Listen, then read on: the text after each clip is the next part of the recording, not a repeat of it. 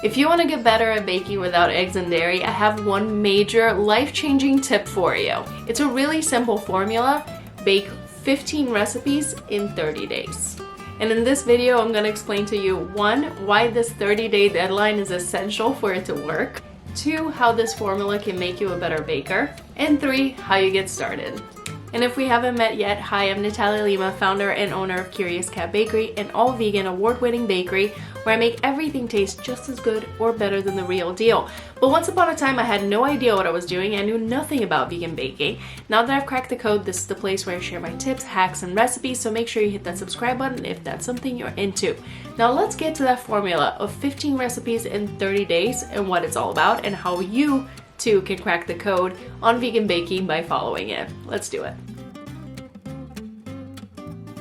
So number 1, why this formula? Why 15 recipes in 30 days? Why does the 30 days matter? Here's the deal with that. My guess is that you have a few cookbooks lying around the house, and that you have a Pinterest board where you have a lot of recipes pinned that you're going to make.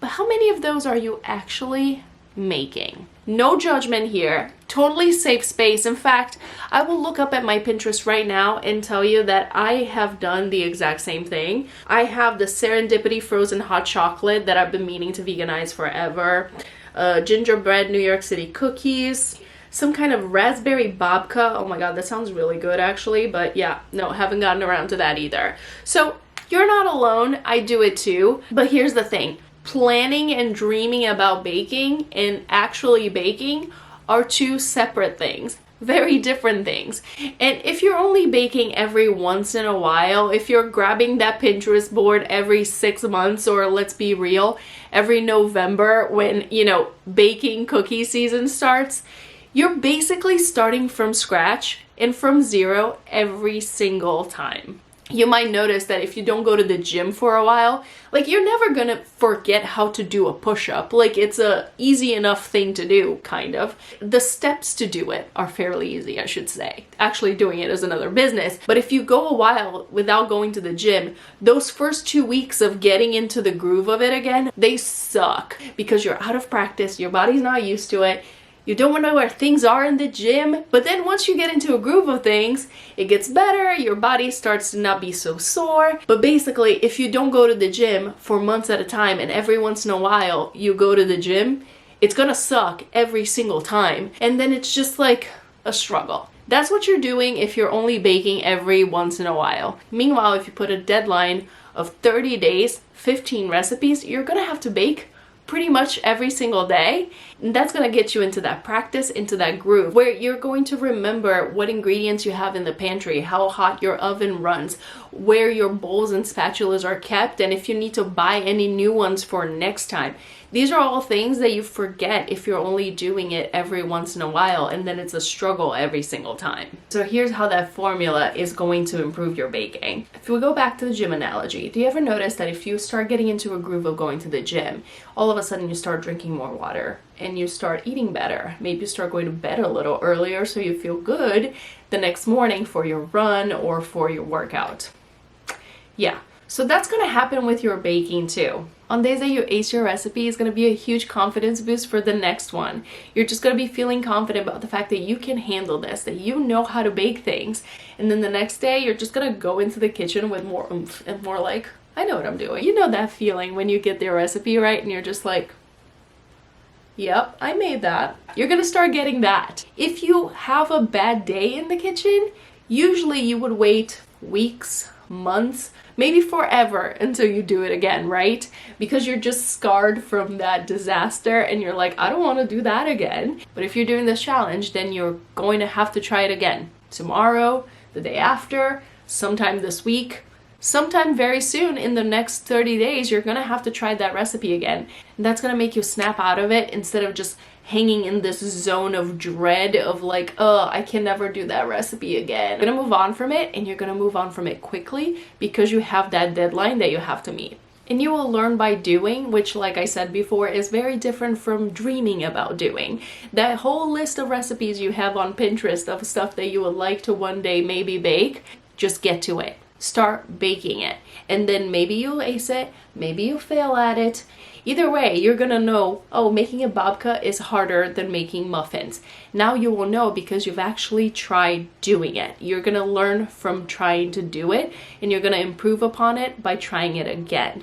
And then all of a sudden you're gonna find that you have this whole list of things that you now at least have tried to make at least once. It's just a self-imposed deadline for you to actually get to doing those things that you want to do. Because if you're checking out this video, you want to get better at baking, those beginning stages, that beginning phase when you're just learning how things work and if they work and what works better for you, that's the toughest part. That's like the first 2 weeks at the gym. Like, it just sucks. But you have to go through it in order to get better at it. So having this 30-day challenge where you're baking pretty much every day is gonna get you out of that training little baby steps phase faster, which is what we want in order for baking to be fun. So if you're ready to get started with this challenge, you're like, okay, Natalia, you sold me on this, let's do it. First thing, you're gonna have to pick those 15 recipes. Now, I cannot express this enough. Start simple. Don't try to do an opera cake as one of your 15 recipes. Why would you put yourself through that? Do not do that. I actually go into more detail about choosing simple recipes and how to get started with vegan baking in this video right here.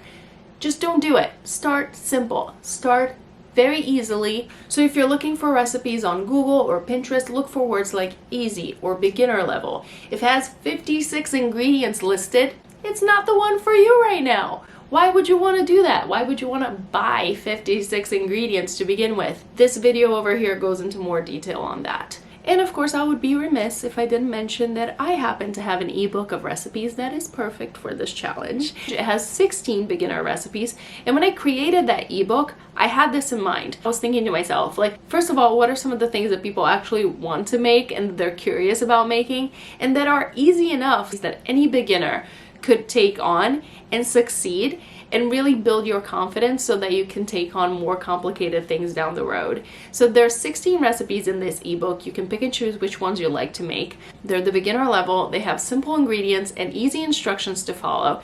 You can get that through the link in the description below, and because you are watching this video all the way to the end, I have a special gift for you. You can get 50% off that ebook with the code CHALLENGE. I'll put it right here on the screen. Follow the link in the description below. Use this code over here and you get 50% off. I don't have this code anywhere else on the internet, so you're only gonna get it if you're watching this video, and you get 50% off those recipes. It will save you some research time, and you'll know that these are easy to follow, easy to begin with, and just happen to be delicious.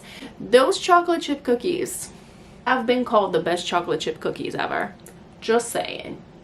And whether you get the ebook and you try these recipes or you find some on your own, that's totally okay too. Just make sure you please tag me at Curious Cat Bakery on your Instagram story so I can see your beautiful creations and cheer you on all along the way. If you like this video, make sure you give it a thumbs up and subscribe to the channel. It will show YouTube that there's some useful information in here, and it will show it to more vegans in the algorithm. And if you're going the DIY route with choosing the recipes for this challenge, check out this playlist over here. I have a bunch of recipes in there for free. I also have this video over here where I share some ideas of recipes that are great for beginners to get started.